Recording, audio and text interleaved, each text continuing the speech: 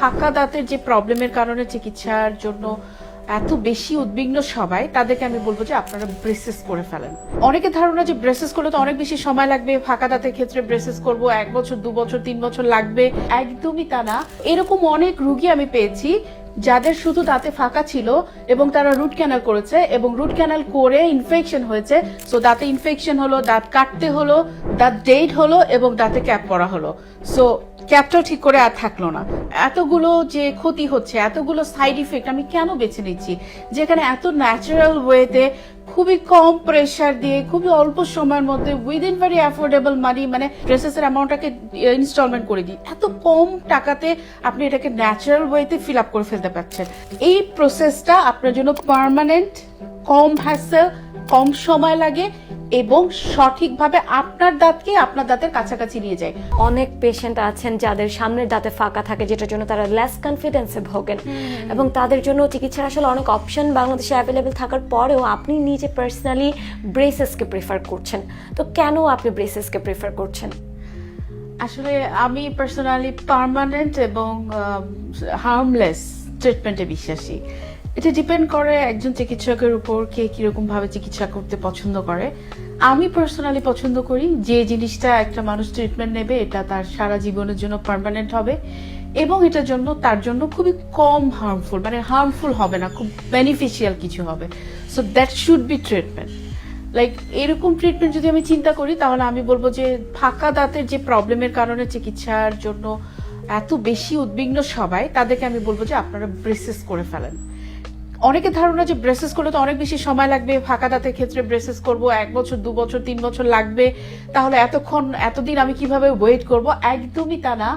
আপনার দাঁতে যদি শুধু ফাঁকাই থাকে, যে আপনি শুধু ফাঁকা দাঁতটাকেই ঠিক করতে চাচ্ছেন, আপনার দাঁতে আর কোনো প্রবলেম নেই, অনেকগুলো ফাঁকা আছে, আপনি সেটাকে ক্লোজ করতে চান, তাহলে এটা খুবই কম সময়ে আমরা করছি। উইদিন এত কম সময় আপনি চিন্তাও করতে পারবেন, আমরা 6 মাসের মধ্যেই কারেকশন করে ফেলতে পারি অনেক সময়। হ্যাঁ, সো এটা আমরা ওভাবে প্ল্যান করি যে যদি শুধু ফাঁকা থাকে তাহলে আপনি খুব কম সময়ে এবং within very affordable amount.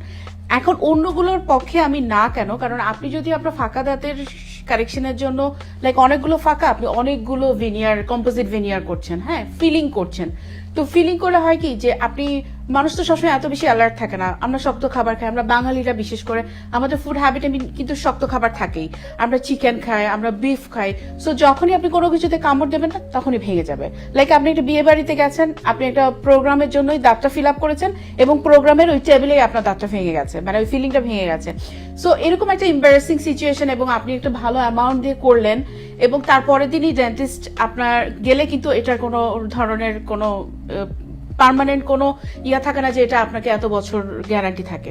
So যদি কেউ গ্যারান্টি দিয়ে থাকে, আমার মনে হয় না, দ্যাটস এ মিথ আমার কাছে যেটা মনে হয়। কারণ এই ধরনের চিকিৎসা সারা পৃথিবীতে, world wide, London, America, Australia, কোথাও এই ধরনের ট্রিটমেন্টে কেউ গ্যারান্টি দিয়ে করতে পারে না, কারণ it's temporary, it's not permanent. So এটা কিভাবে আমি গ্যারান্টি দেবো, রাইট? সো এইটার ক্ষেত্রে এই জন্য আমি এই ফিলিংটাকে বা কম্পোজিট ভেনিয়ারটাকে এত বেশি পছন্দ করি না। আরেকভাবে করে অনেকে, সেটা হচ্ছে ক্যাপ করে ফেলে, ক্রাউন করে ফেলে। মানে দাঁতটাকে ক্রাউন করার ক্ষেত্রে অনেক সময় দেখা যায় যে ক্রাউন কাট করতে গিয়ে সেন্সিটিভিটি শুরু হয়ে গেছে, তখন রুট ক্যানাল করা লাগে। সো এরকম অনেক রুগী আমি পেয়েছি যাদের শুধু দাঁতে ফাঁকা ছিল এবং তারা রুট ক্যানাল করেছে এবং রুট ক্যানাল করে ইনফেকশন হয়েছে। সো দাঁতে ইনফেকশন হলো, দাঁত কাটতে হলো, দাঁত ডেড হলো এবং দাঁতে ক্যাপ পরা হলো। সো ক্যাপটাও ঠিক করে আর থাকলো না। সো এতগুলো ক্ষতি হচ্ছে। সো এখন আপনিও ডক্টর, আপনিও বলতে পারবেন যে এতগুলো যে ক্ষতি হচ্ছে, এতগুলো সাইড ইফেক্ট আমি কেন বেছে নিচ্ছি, যেখানে এত ন্যাচারাল ওয়েতে খুবই কম প্রেশার দিয়ে খুবই অল্প সময়ের মধ্যে উইদিন ভেরি অ্যাফোর্ডেবল মানি, মানে আমরা যে ড্রেসেসের অ্যামাউন্টটাকে ইনস্টলমেন্ট করে দিই, এত কম টাকাতে আপনি এটাকে ন্যাচারাল ওয়েতে ফিল আপ করে ফেলতে পারছেন। তাই আপনাদের যাদেরই সামনের দাঁতের ফাঁকা আছে, আমার স্পেশাল চয়েস, আপনি যদি আমার চয়েসের কথা বলেন তাহলে আমি বলবো go for braces, everyone go for braces. কারণ এই প্রসেসটা আপনার জন্য পার্মানেন্ট, কম হ্যাসেল, কম সময় লাগে এবং সঠিকভাবে আপনার দাঁতকে আপনার দাঁতের কাছাকাছি নিয়ে যায়। কোনো দাঁত কাটতে হয় না, শেপ করতে হয় না, কোনো দাঁত ধরতে হয় না। So it's very safe. আমার কাছে মনে হয় যে এই জন্যই আমি সবসময় ব্রেসেসের জন্য পরামর্শ দিয়ে থাকি। ওকে ম্যাম, যেহেতু আপনি বলছেন যে ব্রেসেস একটি comfortable and safer way for any kind of dental treatment, তাহলে এক্ষেত্রে আমি জানতে চাই যে ব্রেসেসের আসলে কি কি টাইপস আছে? ব্রেসেসের মধ্যে আমরা খুবই মানে পরিচিত যেটা মেটাল ব্রেসেস আমরা করে থাকি, ওটাতেই সবচেয়ে ভালো কাজ করা যায় এবং খুব ভালো রেজাল্ট আউটকাম আসে। অনেক সময় দেখা যায়, যেমন আমি কিছু আমার রুগী পেয়েছি যে তারা 5 স্টার হোটেলে তারা হচ্ছে একদম ফ্রন্ট ডেস্কে জব করে। সো আমাকে এসে বললে যে এরকম আমি 2-3টা পেশেন্ট ডিল করেছি যে আমাকে এসে বললো, বা মডেল বা যারা নিউজ প্রেজেন্টার এ ধরনের কিছু পেশেন্ট আমি পেয়েছি। তো তারা এসে আমাকে বললো যে ম্যাডাম আমি যে জব করি এতে করে আমার মেটাল শো হচ্ছে, এই জিনিসটা অ্যাকসেপ্টেবল না। তখন আমরা কাউকে কাউকে লাইক যাদের ব্রেসেস পড়তে পারবে বাট মেটালটা না হলেও চলবে, তখন আমি সিরামিকটা সাজেস্ট করি। সিরামিকটা দেখতে একদম দাঁতের কালারের মতো সাদা থাকে, এটা এত বেশি ভিজিবল হয় না। আর যারা মডেল বা নিউজ প্রেজেন্টার বা এই ধরনের যারা আছেন তাদেরকে আমি সোজা ক্লিয়ার অ্যালাইনারের কথা বলি। আপনার যখন নিউজ টাইম লাইক এরকম প্রোগ্রাম থাকবে তখন আপনি খুলে ফেললেন, আবার আপনি পড়ে ফেললেন, আবার খাওয়ার সময় আপনি খুলে ফেললেন, আবার পড়ে ফেললেন। সো ওয়ে আছে এখন যদি আপনি ব্রেসেস করতে চান, না দেখিয়েও আপনি ব্রেসেস করতে পারবেন, কোনো প্রবলেম নেই। ওকে ম্যাম, এক্ষেত্রে আমি জানতে চাইবো ব্রেসেসের কস্টিং এর ব্যাপারে। ব্রেসেসের কস্টিং, এটা হচ্ছে মোস্ট আস্কড কোশ্চেন। আমার কাছে মনে হয় যে আমরা সবচেয়ে এই কোশ্চেনটাই বেশি পাই। তবে এই কোশ্চেনটা নিয়ে আমরা সাধারণত খুব খোলামেলা আলোচনা করতে চাই না। কেন চাই না? কারণ এতে অনেক ধরনের প্রবলেম ইস্যুও তৈরি হয়। বাট আমার কাছে মনে হয় কিছুটা ধারণা দেওয়া উচিত, তাতে করে রোগীদের যে এত বেশি প্রশ্ন সেটাতে তাদের কিছুটা আইডিয়া মিলবে। যেমন আমি যখন এই বাংলাদেশে ব্রেসেস প্রথম শুরু করি, মানে আমার ক্লিনিকে যখন শুরু করি, আমি দেশের বাইরে ছিলাম, ওখান থেকে এসে যখন এখানে ক্লিনিক সেট আপ করার পর গত 5-6 বছর আগে যখন প্রথম শুরু করলাম, তখন দেখা গেছে যে আমি ব্রেসেসের পেশেন্টের কাছে 60,000 50,000 এরকম করে আমি চাইতাম। তো ওরা মন খারাপ করে চলে যেত বাসায়, আর কথা সেরকম ভাবে আগাতো না বা খুব মন খারাপ করতো।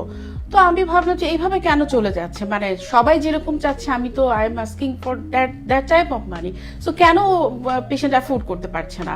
পরে আমি বুঝলাম যে ওকে ঠিক আছে, আমার পেশেন্টদের জন্য আমাকে নতুন করে কিছু ভাবতে হবে। আমরা সবাই মিলে ভাবলাম, আমরা সবাই মিলে বসলাম এবং আমার অর্থোডন্টিস্ট যারা আছে, আমার অর্থোডন্টিস্ট তাদের সাথে বসলাম, আমাদের সবাই মিলে আমরা বসে আমরা একটা মিটিং সেট আপ করার পর আমি একটা ডিসিশনে আসলাম, সেটা হচ্ছে যে I have to do something for my patient. Like আমরা খুবই লিটল অ্যামাউন্ট, মানে খুবই ছোট ছোট অ্যামাউন্ট তাকে ইনস্টলমেন্ট করে দিচ্ছি। কারণ রুগীটা আমার কাছে প্রতি মাসে আসছেই। আমার রুগী যদি আমার কাছ থেকে চিকিৎসা নিয়ে ভালো থাকে তাহলে সে অবশ্যই আসবে, কারণ মানুষ তো তার নিজের ভালো সবসময় বোঝে, সে চলে যাবে না। তাই আমরা কিছুটা তার প্রতি ছাড় মেন্টালিটির হয়ে তাকে আমরা এমনভাবে সুযোগ করে দিলাম যে স্টুডেন্টও আসে, তার পক্ষে এতটা বেয়ার করা পসিবল হয় না। তখন আমি খুবই একটা মিনিমাম অ্যামাউন্ট ডিপোজিট দিয়ে আমরা শুরু করি, লাইক এটা 15 or 10 এরকম দিয়ে আমরা শুরু করার পরে আমরা তার রেস্ট অফ দ্য অ্যামাউন্ট যেটা থাকে সেখানেও কিছু চেষ্টা করি কমিয়ে আনার, এবং পেশেন্টের সাথে মুখোমুখি বসি যে আপনি কি করেন, আপনি কেমন ধরনের ইনস্টলমেন্ট দিতে পারবেন। সো আমাদের পলিসি হচ্ছে আমরা এভাবে তাকে তার কমফোর্টেবল একটা অ্যামাউন্টকে ইনস্টলমেন্ট করে যেন সে এই অ্যামাউন্টটা দিয়ে তার সংসার চালাতে পারে, তার খরচ চালাতে পারে। এই অ্যামাউন্টটা দিয়ে তার একটু সময় হয়তো বেশি লাগে, কারো কারো ক্ষেত্রে তাও লাগে না, কারো কারো ক্ষেত্রে অনেক কম অ্যামাউন্ট লাগে, কম প্রবলেম থাকলে কম অ্যামাউন্ট লাগে, আর অনেক বেশি প্রবলেম থাকলে বেশি অ্যামাউন্ট লাগে। সো এই ধরনের একটা কমফোর্টেবল অ্যামাউন্ট আমরা ফিক্স করি করে তারপরেও আমরা বলি যদি আপনার কোনো মাসে খুব বেশি প্রবলেম হয় তাহলে আপনি আমাদের সাথে শেয়ার করেন, নেক্সট মান্থে আপনি এটা কভার আপ করে ফেলবেন।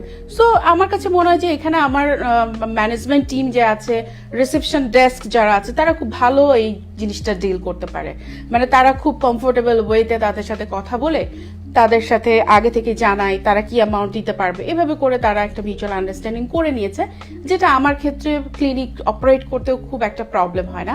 আই এম ডুইং দ্যাট, এবং আমার কাছে মনে হচ্ছে যে আমরা অনেকগুলো প্রেসেসের পেশেন্ট ডিল করছি, কোনো প্রবলেম হচ্ছে না, তারা ভালোভাবেই করতে পারছে প্রেসেসটা।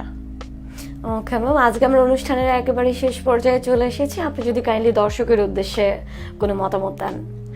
আপনি যদি সত্যি ব্রেসেস করতে চান, মানে আপনার যদি সত্যি ইচ্ছা থাকে, তাহলে আপনি এটা করতে পারবেন, কারণ মানুষ যেটা চাই সেটা সে করতে পারে। সেজন্য আপনাকে পারফেক্ট জায়গাটা বাছাই করে নিতে হবে, নিয়ে আপনাকে সেই ডক্টরের সাথে বসে, সেই ক্লিনিকের সাথে বসে, সেই ক্লিনিকে অর্থোডন্টিস্ট আছে কিনা সেটাকে জেনে বুঝে পারফেক্ট ওয়েতে আপনাকে আগাতে হবে। তবে ইচ্ছাটা হচ্ছে সবচেয়ে বড়, ইচ্ছা থাকলেই উপায় হয়। আর তাই আপনার যেহেতু ইচ্ছা আছে, তাই আপনি একটা পারফেক্ট ক্লিনিক বাছাই করতে পারবেন ইনশাল্লাহ। তাই যাদেরই ব্রেসেস করার ইচ্ছা আছে, দূরে না থেকে আপনাকে সামনের দিকে আগাতে হবে, মানে স্টেপটা নিতে হবে। সো স্টেপ নিলে আপনি অবশ্যই এখানে সাকসেসফুল হবে ইনশাল্লাহ। ম্যাম আপনাকে অসংখ্য ধন্যবাদ আপনার শত ব্যস্ততার মাঝে আমাদের সময় দেওয়ার জন্য। আপনাকে অনেক ধন্যবাদ।